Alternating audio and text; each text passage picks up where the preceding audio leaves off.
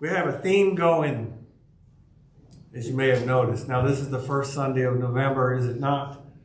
And that means it's 12 Power Sunday, which means I was supposed to wear the shirt for the color, but I have a jacket for the color that saved me.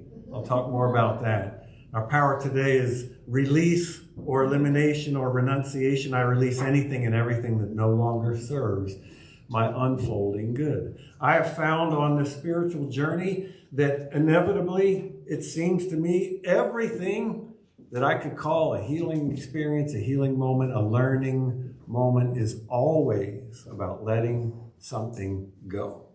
It's always about letting something go. It's about letting something go that stands between me and a fuller experience of the ever-presence of God. Because as we know, the Spirit is always present, right? But it's us who have gone out for a walk. The power of release is the ability to let go. I release anything and everything that no longer serves my unfolding good.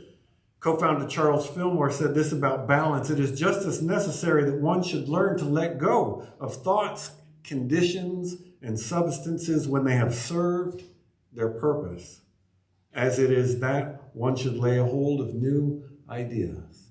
And the key there is they have served their purpose, right? We can't say that everything that we are carrying that may no longer be serving us is necessarily bad. In fact, there was probably a time when it was necessary. The challenge is to recognize when it's no longer necessary and to be ready, willing, and open to letting it go, whatever it might be. And like so many things that we do, is it not the case?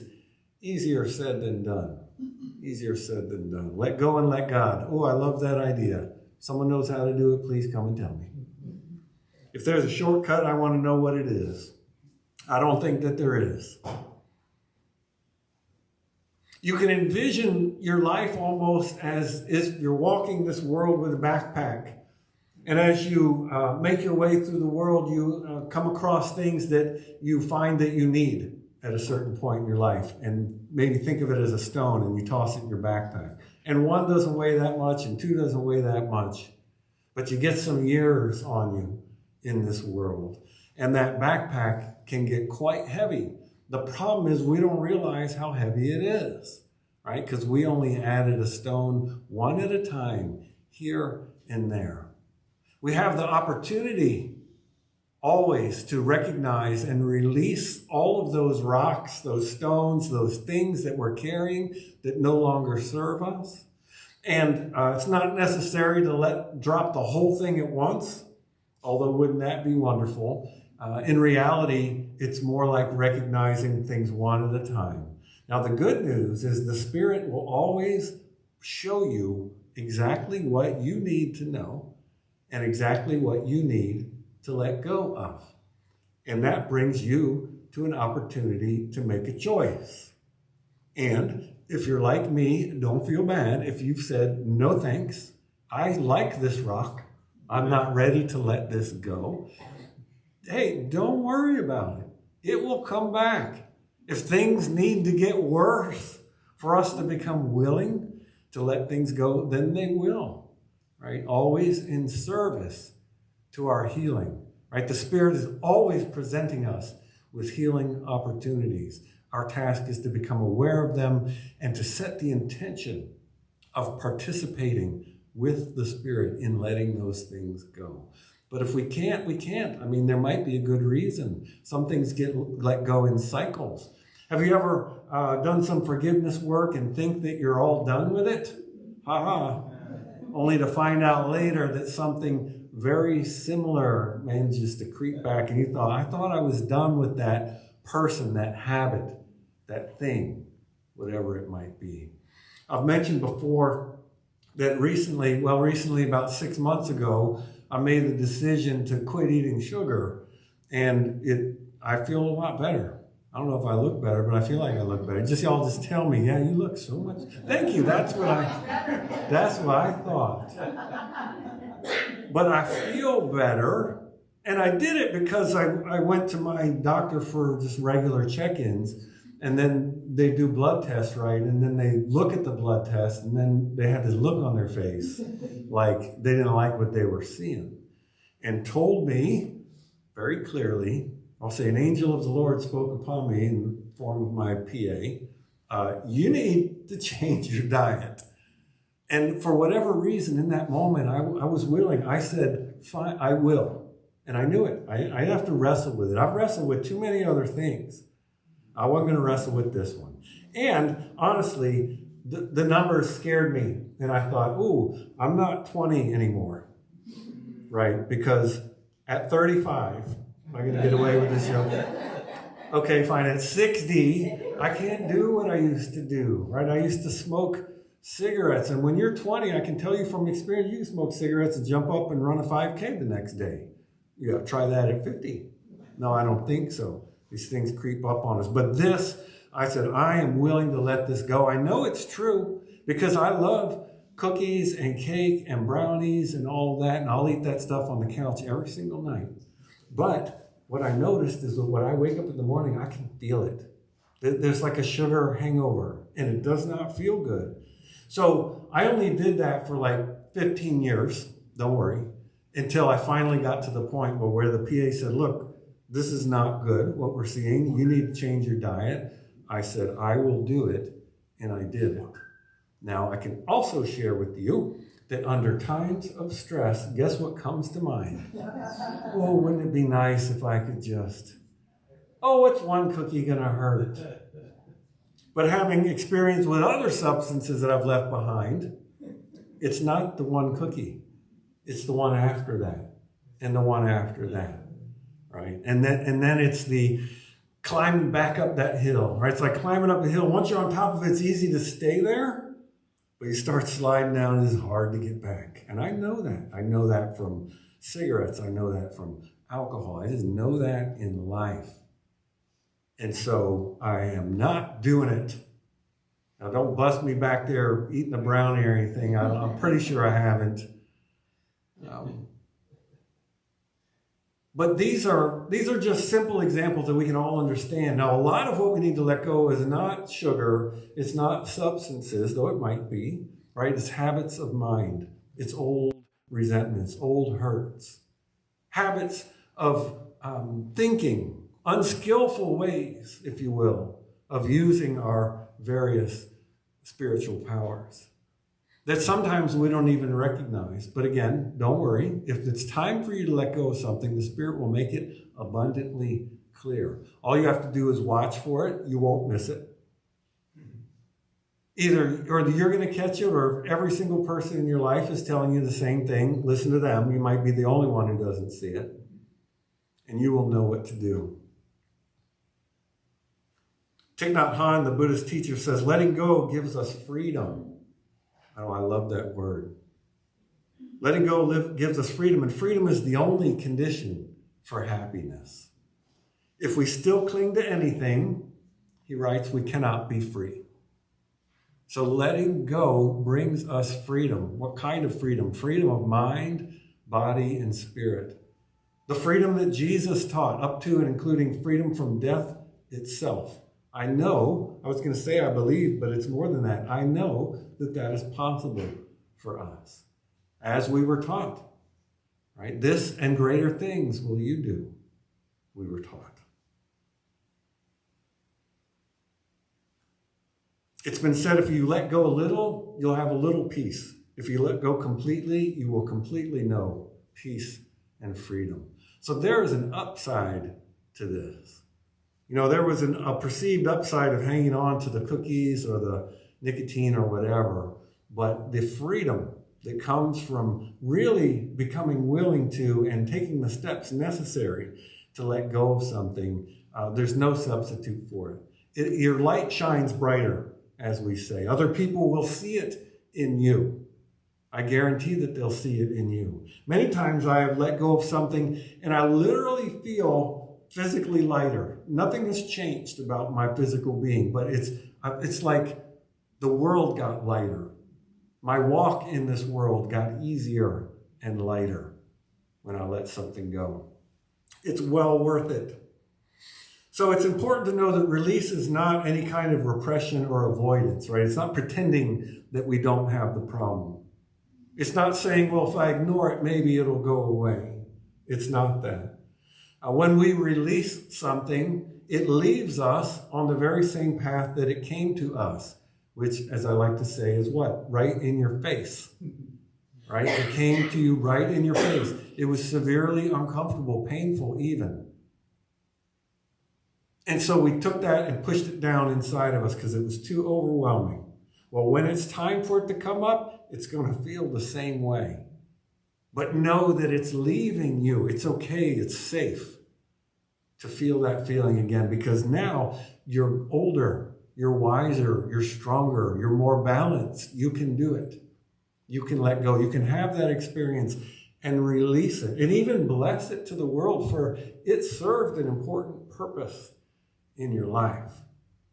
You can even bless it as you release it.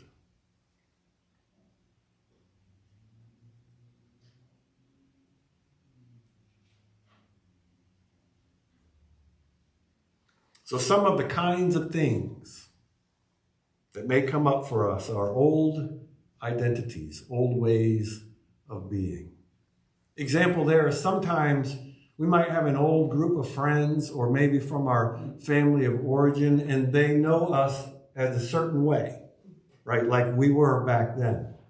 And in a sense, and nobody's doing this on purpose, and I'm sure that we do it to others too, we kind of silently expect them to stay the same as they expect us to stay the same.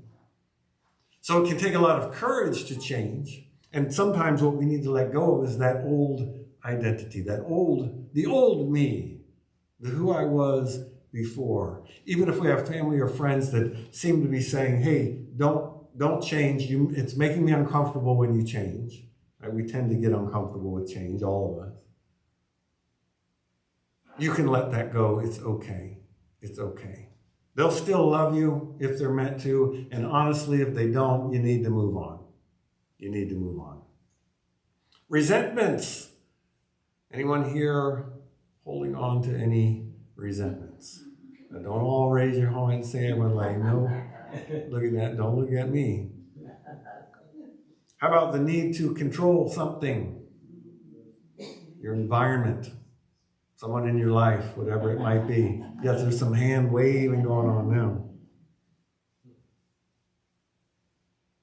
Similar to old identities, outgrown roles where you yourself are deciding, that's not who I am anymore. That used to serve me, that way of being, that role in the world. It could be associated with a career. Sometimes careers change because we change. Right? It could come up as part of the release of a relationship. Any of us who have been divorced know exactly what that means. We let go of those old ways of being, those old roles. Even sometimes we can let go of old successes. Now, we don't normally think of a success, something in our life, as something that we might need to let go of. But if we can't get past it, if we freeze our identity as that place.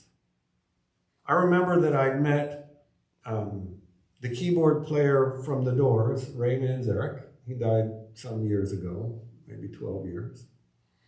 And this was in the late 80s or early 90s. And I know that because I was part of the club scene in and around Ann Arbor, Michigan, because I was playing in a band. And we were part of the club scene.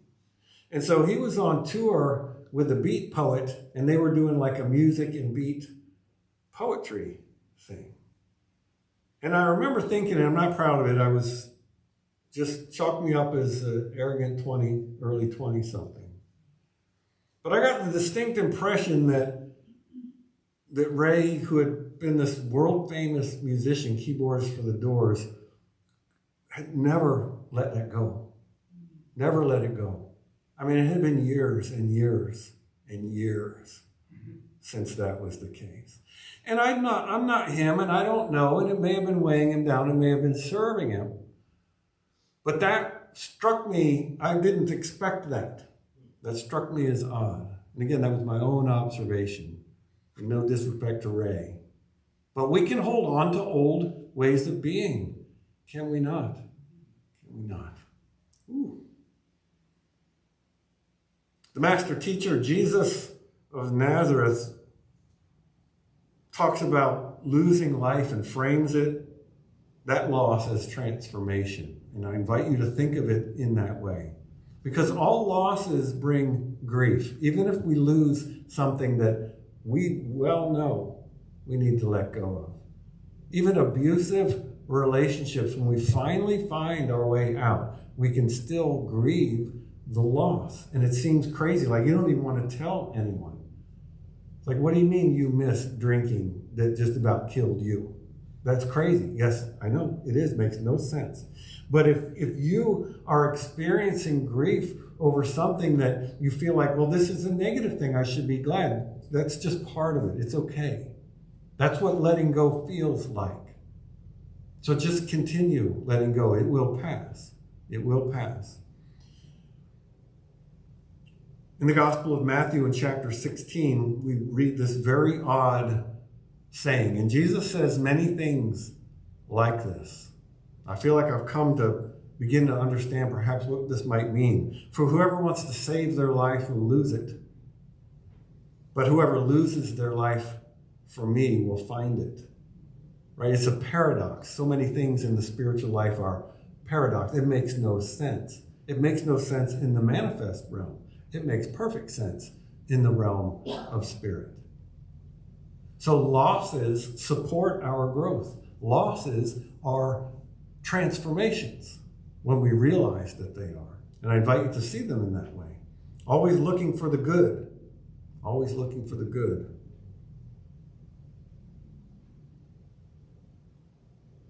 The medieval Christian mystic Meister Eckhart said, we sink eternally from letting go to letting go into the one, capital O, one. Every time we let go of something, we remove a barrier that has stood between us and a deeper experience of God's ever-presence. There is nowhere God is not. God is everywhere, always. Right? But we're often lost in our heads, and we don't know it. We can't feel it. We might not even realize it at all. But when we let go of something, when we become willing to release it, we think of that as you're falling into the one. Fall into the arms of the Spirit, who will always, always catch you. Meister Eckhart also said, oh, dear one, allow God to be God in you. Go completely out of yourself for God's love. Allow yourself to fall into the Spirit. You can think of it into the arms of God, metaphor of course. But God is always there, always, always there to catch you. I've talked in the previous weeks about denial and affirmation. I won't spend much time on it, but the idea is that we name something that is not true that we're carrying. And that's called a denial. We're denying that it has power over us. And then we replace it with an affirmative statement, something that we're calling a truth, a spiritual truth that we're calling into our experience. So we might say that this fear or this resentment has no power over me. It is not the truth of who I am. This fear is not the truth of who I am. That's the denial. Affirmation, God's life and wisdom flow freely in and through me now. Can you feel the power of that? In and through me now. Now, I will tell you a secret about this practice. It is not a magic wand. It's not like switching the channels with a remote control. If anything, what it does is show us in more detail. It shines light on how far off the path we actually are. Because I might make that denial. This fear has no power over me. It's not the truth of who I am. Well, it doesn't feel like it. It feels like it does. And it feels like that is who I am. But I'm affirming that it's not. So it's going to start to show me. I'm going to start to create a gap between my old way of being and my new way of being. And that gap is essential. Because as that gap widens, that's how we make the shift. And it may take time. So if you say an affirmation every day for 3 weeks, and you wake up on the 22nd day and feel the same, don't think that nothing has happened. I guarantee you something has happened. You just keep at it. You keep at it. You might ask, what is mine to do? What is my next step? What is the next right thing for me? I'm ready to let this go. What is mine to do? It's always something mundane and little. It's always something that's right in front of you. Right? The next right thing is never, run for office. It's never write a book. It's never run a marathon. It's empty the dishwasher.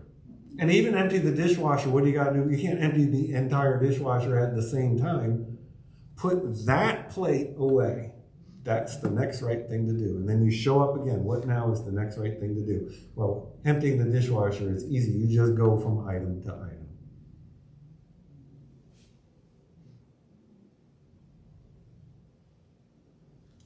A powerful practice is an affirmative prayer practice around forgiveness around someone. I've shared this before. It may sound familiar. And this works. I know from personal experience it works. So you can affirm that you place that person or that situation into God's care and you release them to their highest good. You say, I release them to their highest good and I am free. You make that affirmative statement. But the visualization that goes with it, this is the affirmative part of the affirmative prayer. So you get quiet like you might in a mindfulness meditation. You set aside a time. You become still within yourself. You bring to mind that person. And you visualize them. You're using your divine power of imagination. You see them surrounded by all the things that they love best, which can be really hard to do if that person has wronged you. But you're not letting go of that. You're not saying that was okay. You're letting go of the burden that you're carrying. You're not going to let them live in your head anymore for free. No, they're getting evicted. How do you do that? You release them from your resentment by seeing them. Use your imagination. See them surrounded by all the things they love best. No matter what you might think about those things. And if you don't know what they love best, see them surrounded by what you love best. That works just as well if you don't know. And you can use that affirmation. I release them to their highest good. What is their highest good? None of my business. That's above my pay grade. That's not for me to know. I don't have to figure that out. But whatever it is, I release them to it. And I let them go. And I thank God, and I am free. The master teacher said, come to me, all you who are weary and burdened. I can identify with that. And I will give you rest. So there is something about Jesus' teachings that shows us, illuminates, if you will, a path to freedom from all of these burdens. It is absolutely there. You can do, and I just did this yesterday. So I came over to the church to do a couple tweaks to our cameras and audio that we have, which I hope is sounding good and looking good. We'll find out later. We hope it does. Including, what did I do? I got a really long video cable. And as it turned out, it didn't work. Mark says, I plugged this in, it's not working. Yeah, it wasn't working. I had to go get the short one again. That's okay. I'll try it again. But while I was here, I know what it was. So I had some cables, computer-y audio stuff I didn't want to lose track of. So I thought I'm going to put them in my desk. And I rarely use my desk. And I opened the desk drawers and there's all this stuff in there. It's been there since I got here to this church. I was really like, what do I need this stuff for? So I went through everything and I kept the things that seemed like they'd be good to have. Stapler and tape and, there's some pens in there that got to be 10 years old. They don't work. So they had to go. Just tons of scrap paper. I kept a couple of pads that I might need. And so many other things. And I released all of those things. And then I had made space, and then I put the wires. And when Mark said, this cable's not working, I said, ooh, I know where the other one is that does work. I'm really glad I didn't take it home. which I thought of. That would not have been right. So I went in there and got it in the very nice, clean, straight drawer. But this is an example of something simple that you can do. It's like you don't have to clean your whole house. You don't have to go through your whole garage or attic. Just pick one thing, one box, one drawer, something that doesn't feel overwhelming, something that feels challenging, but not overwhelming.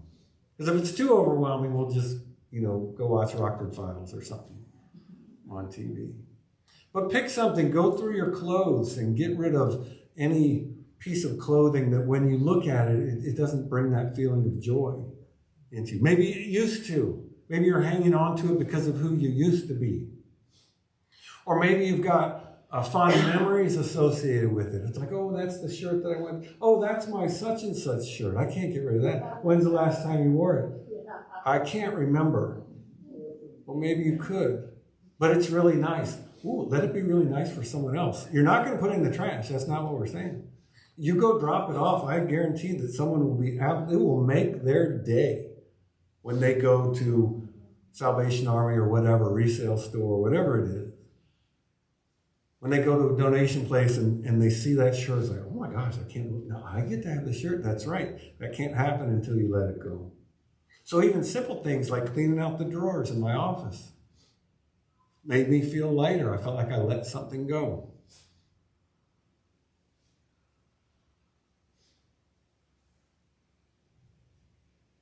I'm going to close with this. Our theme for this year is Let Your Light Shine. And I really feel like, in a way, this late in the year, I'm now only beginning to see what that might mean.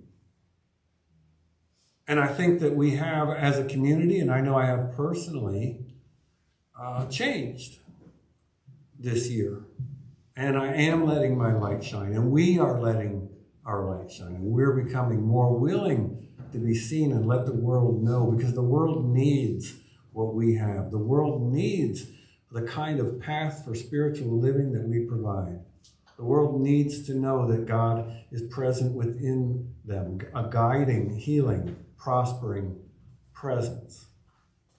And that we're all co-equal in this way.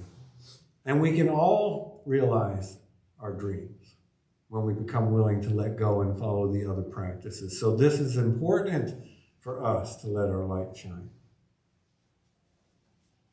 It's been said that releasing is how we declutter the lens so the Christ light that's already in us can shine unobstructed. Right? Whenever I light the candle, I say the candle represents the Christ light within us. Every time we pray in for church, we acknowledge the Christ light in everyone. And we affirm that we will see it in every person we encounter. And our fondest hope is that they might see it in us, and in seeing it in us, they will find it in themselves. Right? It doesn't get any better than that. It doesn't. That's the Spirit at work in them. Right? I didn't do it. You might think I'm the teacher. I'm not the teacher. I'm the facilitator. The Spirit is the teacher, the only teacher that you need. So I'm going to share the rest of that verse from Matthew. Come to me, all you who are weary and carrying heavy burdens, and I will give you rest. Take my yoke upon you and learn from me. Learn from me. For I am gentle and humble in heart, and you will find rest for your souls. For my yoke is easy, and my burden is light. That sounds good to me. I want to take the teacher up on that offering. I'm grateful to do it. I'll close with this affirmation. I'll say it. We can say it together. I let go. I let God. My heart is light. My way is clear. Let's say it together. I let go. I let God. My heart is light. My way is clear. Amen. We let it be so, and so it is.